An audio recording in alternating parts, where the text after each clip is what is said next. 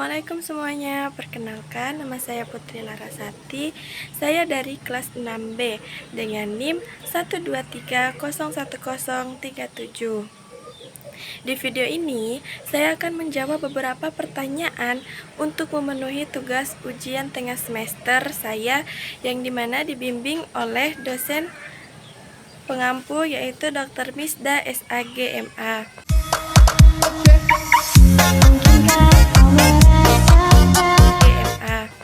Nah, untuk pertanyaan pertama yang berkaitan dengan dalil urgensi kewirausahaan dalam bidang pendidikan.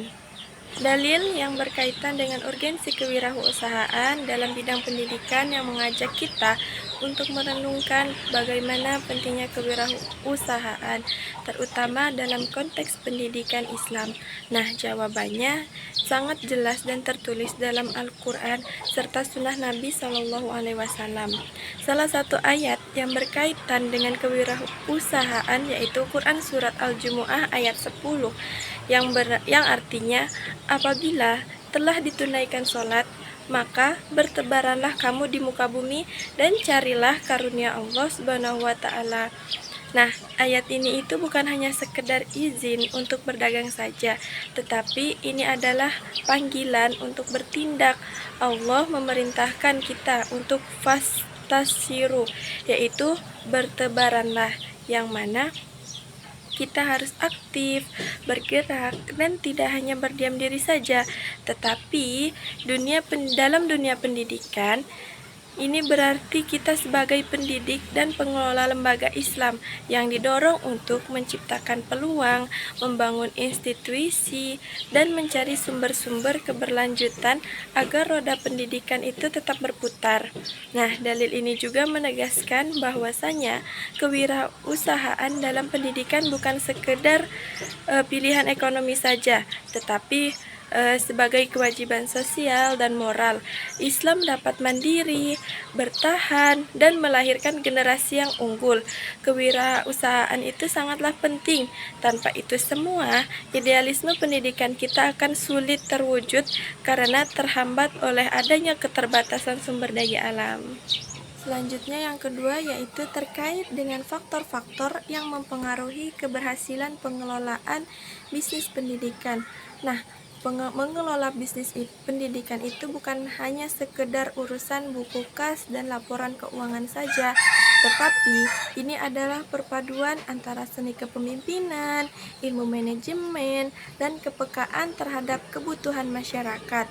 Setidaknya ada 6 faktor utama yang menentukan berhasil ataupun tidaknya suatu lembaga bisnis pendidikan itu.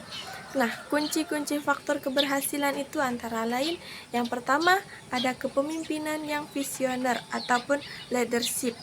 Nah, seorang pemimpin lembaga itu harus mampu melihat jauh ke depan. Ia bukan hanya sekedar sebagai administrator saja, tetapi beliau juga sebagai change marker yang dimana mampu menggerakkan seluruh daya manusia dengan visi yang jelas. Nah, sedangkan dalam Islam, pemimpin yang baik itu adalah yang amanah dan yang memiliki kapasitas al-qawiyul amin. Nah, yang kedua yaitu kualitas sumber daya manusia atau SDM. Di sini bisnis pendidikan itu bertumpu pada pendidik dan pada tenaga kependidikan, yang dimana guru yang kompeten, berdedikasi, dan juga terus mengembangkan diri adalah aset utama yang tidak bisa digantikan oleh teknologi apapun.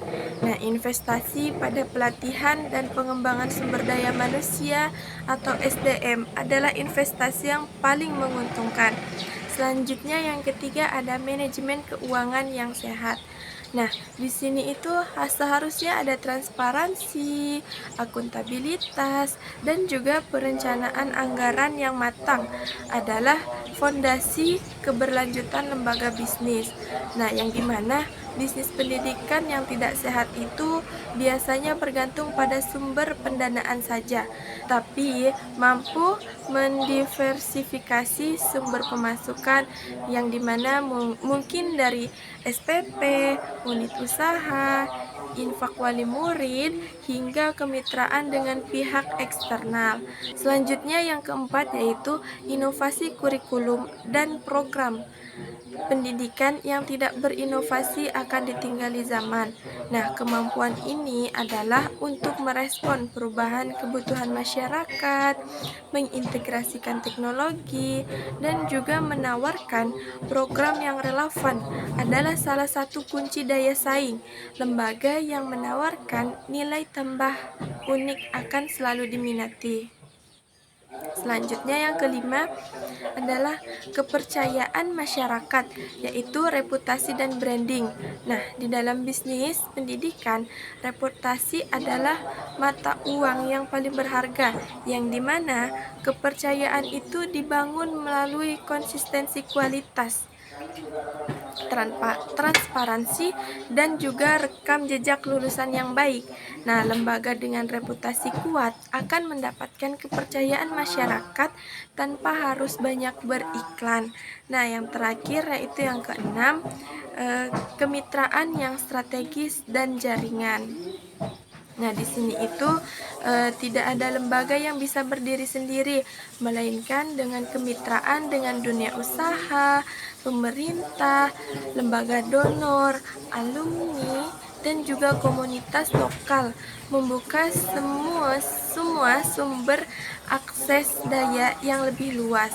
Jaringan yang kuat adalah sistem imun bagi keberlanjutan lembaga pendidikan, yang dimana dari keenam faktor ini semuanya itu tidak hanya berdiri sendiri, melainkan mereka saling berkaitan dan juga memperkuat antara satu sama yang lainnya.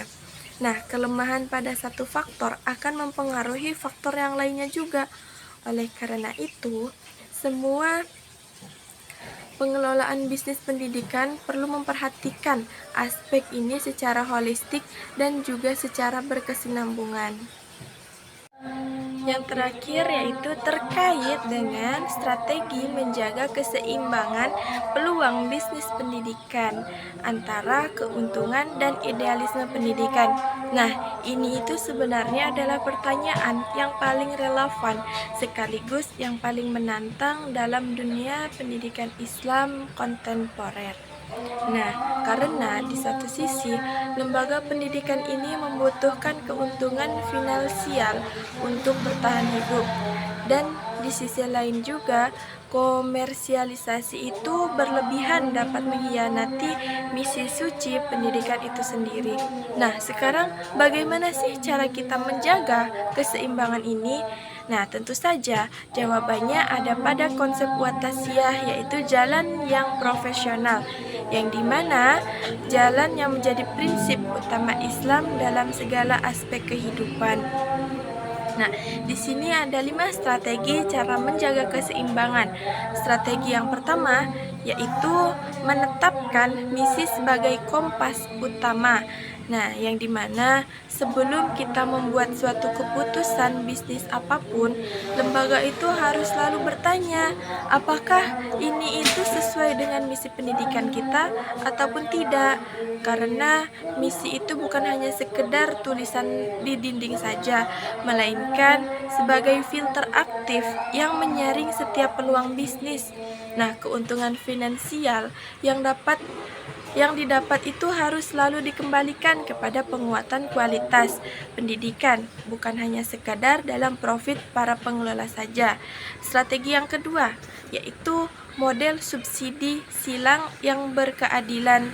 Nah, lembaga pendidikan yang kuat secara finansial bisa menerapkan model subsidi silang, yang dimana siswa dari keluarga mampu membayar lebih, sehingga lembaga mampu itu bisa memberikan beasiswa ataupun biaya yang lebih rendah lagi bagi siswa yang kurang mampu ataupun yang berkekurangan. Nah, sekaligus model ini juga menjaga idealisme inklusif pendidikan sekaligus berkelanjutan bisnis.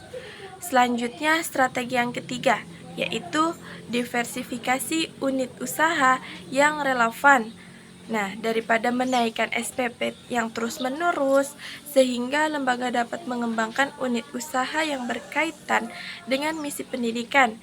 Nah, misalnya penerbitan buku, kursus online, jasa konsultasi pendidikan, koperasi, ataupun agrowisata edukasi. Nah, sumber pendapatan yang beragam itu dapat mengurangi tekanan pada biaya siswa, sekaligus bisa memperluas dampak sosial lembaga. Selanjutnya yaitu strategi yang keempat, yang dimana transparansi dan akuntabilitas kepada pemangku kepentingan kepercayaan masyarakat. Nah, ini itu hanya bisa dijaga melalui keterbukaan. Karena lembaga yang transparan dalam mengelola keuangan dan juga program akan mendapatkan legitimasi sosial yang kuat. Nah, ini juga itu merupakan suatu bentuk amanah yang diperintahkan Islam kepada setiap pengelola. Misalnya, wali murid yang melihat uangnya dikelola dengan baik dan berdampak tidak akan keberatan membayar lebih. Selanjutnya, strategi yang terakhir, yang kelima, yaitu tata kelola berbasis nilai atau value based governance. Nah, di sini itu kita membuat kebijakan kelembagaan yang dimana mengintegralisasikan nilai-nilai Islam dalam seluruh aspek manajemen. Nah, mulai dari perekrutan sumber daya manusia, penetapan harga, pelayanan pelanggan, hingga penanganan konflik. Ketika nilai menjadi bagian dari sistem, bukan hanya sekedar slogan saja, maka keseimbangan antara profit dan idealisme akan menjaga secara organik.